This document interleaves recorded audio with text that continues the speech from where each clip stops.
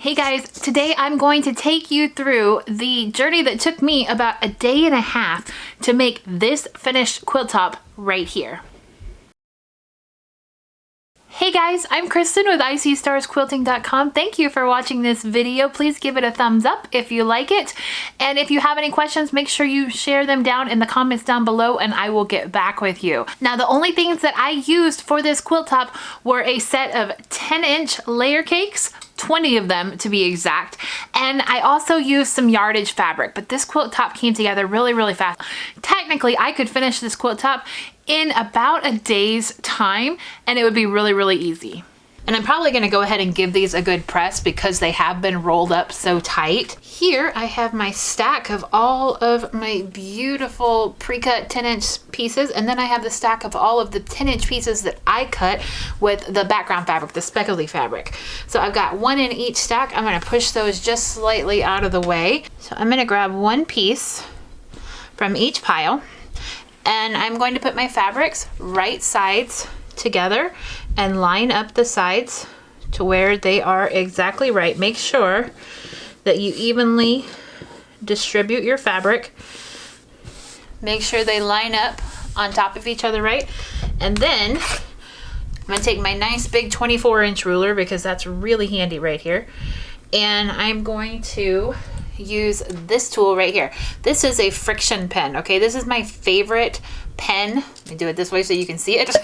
It's my favorite fabric marking tool, and it works just like a ballpoint pen does, okay? Except this pen erases with heat, okay? It doesn't really matter which type of tool you use, but I don't like using pencil because I find that pencil tends to wash out of the fabric and actually not like disperse in the wash. It still stays somewhere else in there. So without moving my block, I'm going to make a mark from corner to corner, making sure that it stays nice and still. Now, the next thing that you're going to do is you're going to take this and you're going to sew. Now, I have a tip here because you don't want these to get out of alignment, right? You can take your pin cushion and add a couple of pins kind of in your blank spaces here to make sure that they don't get out of alignment if you're worried about them shifting in any way, okay? You want to make sure that these corners are matching up, and I like to do my tasks in bulk. So the next thing I'm going to do is I'm going to take one of each of these stacks and I'm going to do this exact same thing doing the lines here, okay? Then I'm going to show you what to do once we get to the sewing machine.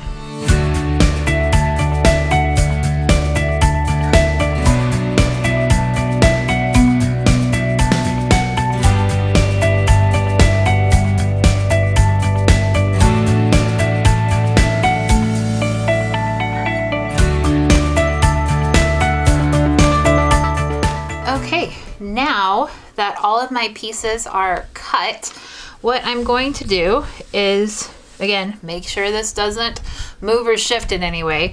This is where we're going to sew. We're going to sew 1/4 of an inch. Let me zoom in right now so you can see. You're going to sew 1/4 of an inch on this side of the line and 1/4 of an inch on this side of the line. So you're gonna have 2 sewing lines going here all the way to the corner. Then you're gonna put it back in your sewing machine and you're gonna have 2 lines going right here. So there should be a 1/2 inch in between the lines, and it should be 1/4 of an inch on either side of these lines. We're gonna take that to the sewing machine, sew them all, and then I'm gonna show you how to cut this into 8 beautiful half square triangles. Hello world, wake me up to another good morning, time to go. Got that smile upon my face, 'cause there's excitement in the chase, this I know. Yeah, I'm going for the ride and find myself, I am alive, and I soar. All right, my lines are sewn. I've got 2 going here and 2 going here. Actually sewed from this corner to this corner and this corner to this corner. And what I'm gonna do is my my cutting mat actually has this nice 10-inch square right here, and I am going to very gingerly put my block inside this 10-inch square, and I am going to make my first cut. So I want to do 5 inches from this side over here, okay? And it's going to go straight through this mark right here in the middle. So I'm going to get my rotary cutter, make sure I do a really nice straight cut right there. All right. And now I have 2 pieces. And then I'm gonna put it again. I'm gonna line up with this side of my ruler right here and this line across the top of my ruler and make sure I cut straight up the center again.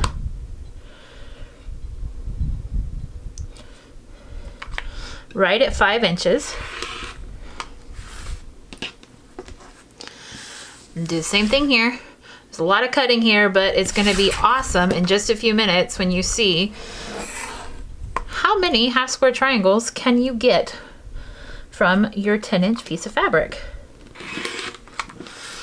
Okay, so now I have these pieces, which aren't much yet, but now we're gonna cut on that line that we drew right there.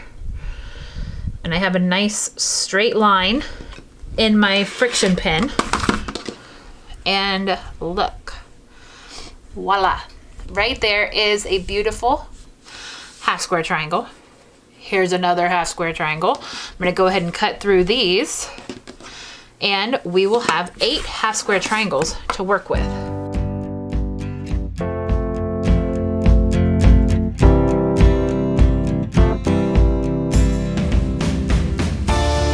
And there you have it.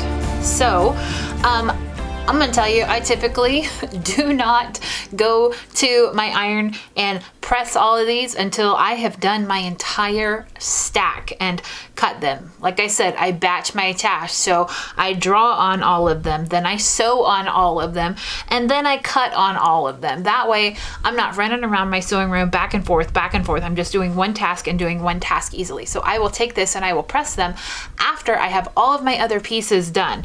Now, when I press them, because I did this lighter fabric right here, I will press to the darker side and I'll press to one side like this, and I'll have all of these pieces ready pressed for when I go and make my very scrappy quilt block in just a few minutes, which I'll show you.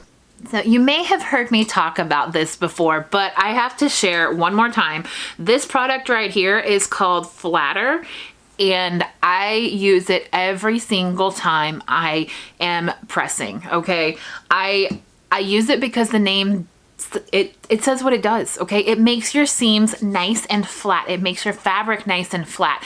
It doesn't add any starchiness or like crispness to the fabric. It just makes them flat, okay? But it's pressing out and smoothing out the fabric as you're going, and I use that every single time that I iron. So if you have a little bit of extra room in your budget this month, or you're looking for some new tools, I highly, highly, highly suggest Flatter spray. Now, I've also used the Best Press, and I like the Best Press, but I like the Flatter better. So that's just my 2 cents on that product, and something that can help you while you're ironing.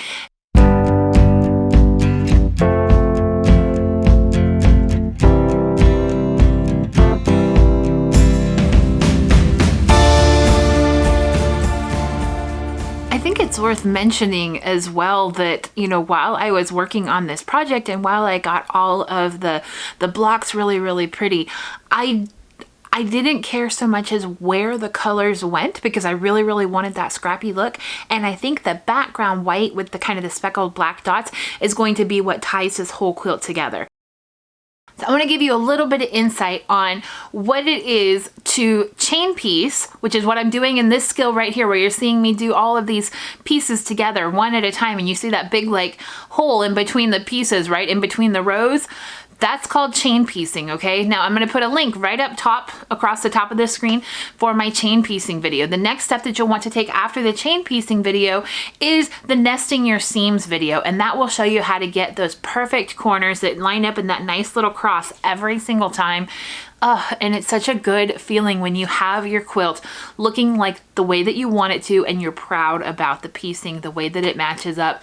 And it's just a little twist in how you assemble things to make sure that they are lining up nicely.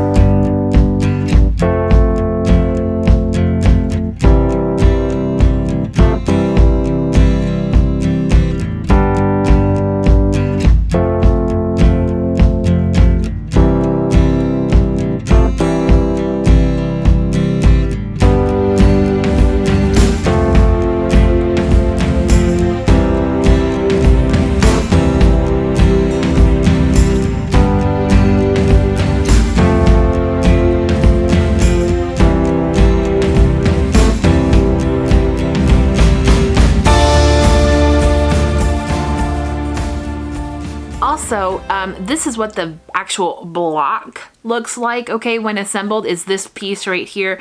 And I wanted to really focus on that in the quilting, not so much with the fabrics themselves, but with the quilting. So when I go back and quilt this, I am going to make sure and define these stars that are showing up out of here. Because as you can see, like when I back up, you don't see the stars as much. But if you can imagine kind of like pausing for a minute and doing the quilting around the stars, that's where they're going to pop out, and that's where you're going to see them. Oh, so like I said, this quilt top took about a day and a half for me to put together, from like figuring out what I wanted to do, what fabric I wanted to use. I kind of already had that in mind, but and then to complete and finish quilt top. Now I have to go back and I have to quilt it, and that's been a struggle for me lately, is finishing the projects that I start. I love making quilt tops. I love making quilt tops. Now I have to go back and I have to finish quilting it. And that is something that I am looking forward to on this one, because I already have some ideas for the quilting on it, and it's going to be really fun to quilt. So I hope that you enjoyed that tutorial on this quilt top in a day and a half. And for more tips, tricks, and tutorials for the modern quilter, make sure you hit that subscribe button. Leave me a comment down below. Let me know what you think of this fabric and this quilt top, and I will see you next week. I'm Kristen with ICStarsQuilting.com. Bye!